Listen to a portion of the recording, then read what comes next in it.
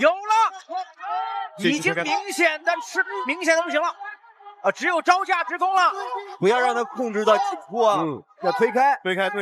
注意看，这绝对是张伟丽下手最为残暴的一场比赛。面对外国女将的指名挑战，非但不留情面，甚至痛下杀手，当场狂揍老外脑袋上百拳，直至打晕 KO 才肯停手。擂台上到底发生了什么事情，使得张伟丽如此愤怒下死手？原来是外国女选手爱丽丝辱骂中国人在先，此人就是美国综合格斗运动员爱丽丝·阿德里恩。爱丽丝这家伙的名声可谓是臭名昭著，私下里不仅对普通老百姓大打出手，还多次在社交媒体账号辱骂其他外国选手，其中也少不了咱们的中国格斗女皇张伟丽。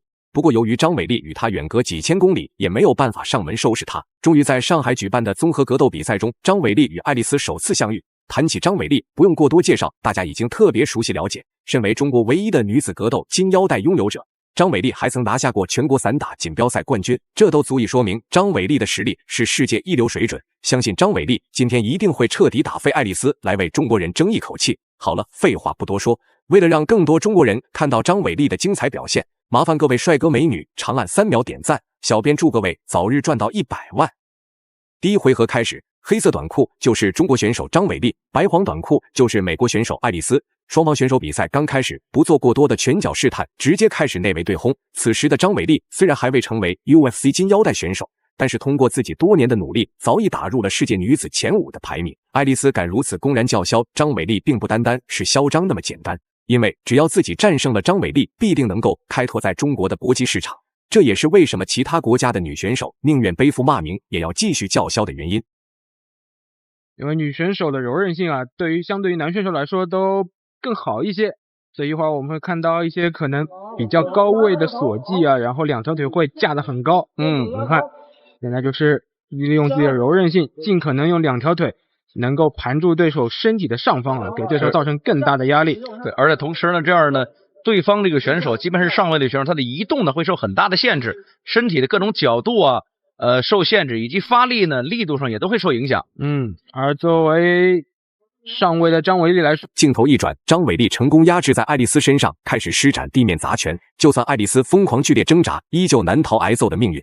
好在这是比赛刚刚开始，爱丽丝有着充足的体力进行防守，这才让张伟丽的进攻攻势慢了下来。否则根据张伟丽的暴脾气，不用第2回合就能 KO 送走。一些其他的动作，而这对方呢也现在有锁死了，双脚已经搭扣了。对，现在很少见的在下位有一个身体3角锁锁住对手。在这个位置的，现在有机会过腿了吗？好，侧面转到南北的位置，也就是双方的头啊各冲另外一个方向。是的。我们现在随着这个地面技术的发展啊，一些传统的柔术动作已经有了很大的改进。我们经常能看到这种双方南北啊这样一个位置做一些擒锁的一些技术。我看到这个张伟丽对于地面的控制啊，把握的还是相当的牢固。2条腿的位置和胸口压住对手的这个压制位。我们看，齐乘了，齐乘了，不错。很快的速度齐乘。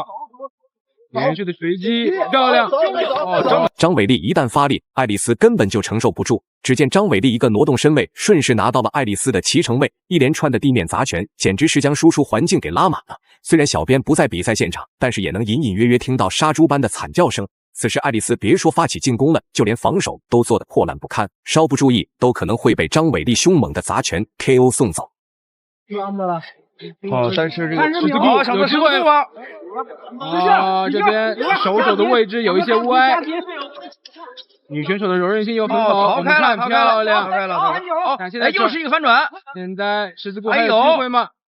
因为手肘的位置现在还是弯的，你看到吗？有点弯。因为十字固要反着劲儿，他这是顺着劲儿了，手肘这个劲儿一定要反过来。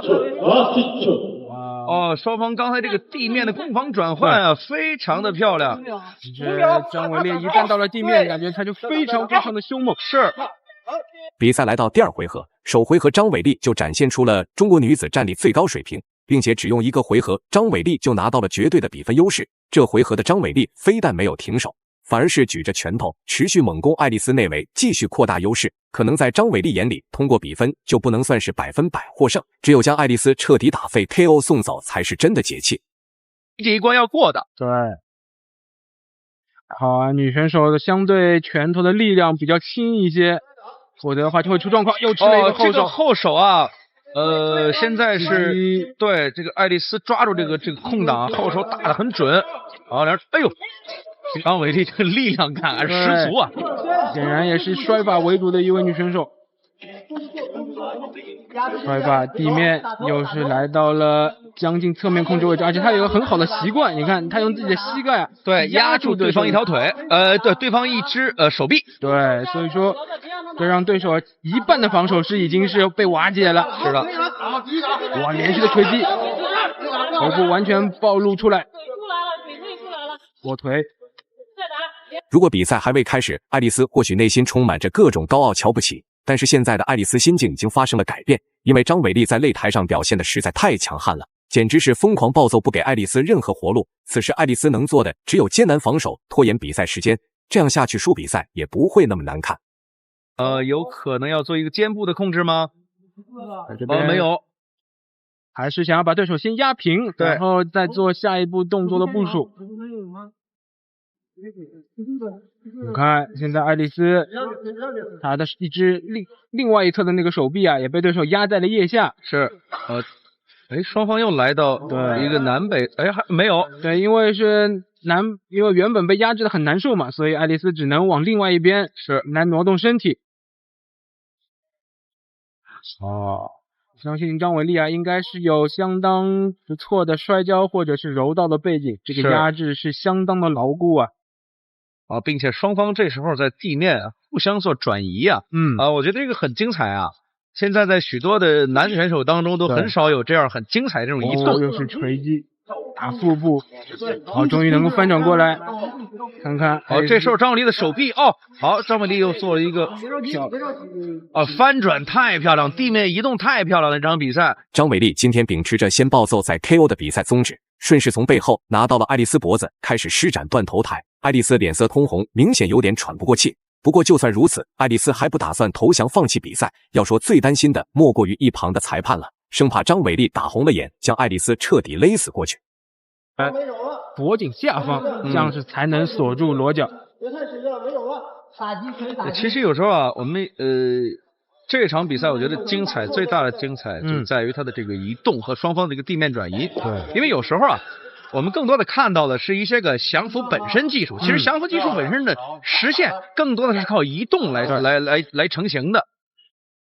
这个时候张伟丽还是在继续布置自己的裸脚动作，但是呢这个手臂呢始终是没有完全进去。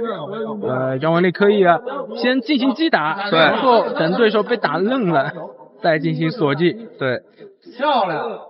看翻到另外一边。这时候其实张伟丽的双脚搭扣啊，虽然搭的比较严，但是呢，你看这时候对方我们要注意对方这个腿的控制。还有1分钟，你要提肚子。不用着急，现在是处在这时候张伟丽只是手腕呢，自己这个手腕的位置进入对方的这个下巴之内，这样是不够的。好。现在爱丽丝还是用自己的另外双手是把住了对，最后公布比赛结果，张伟丽实至名归，赢下了比赛最终胜利。大家认为张伟丽本场比赛表现如何呢？欢迎在评论区留言讨论，我们下期再见。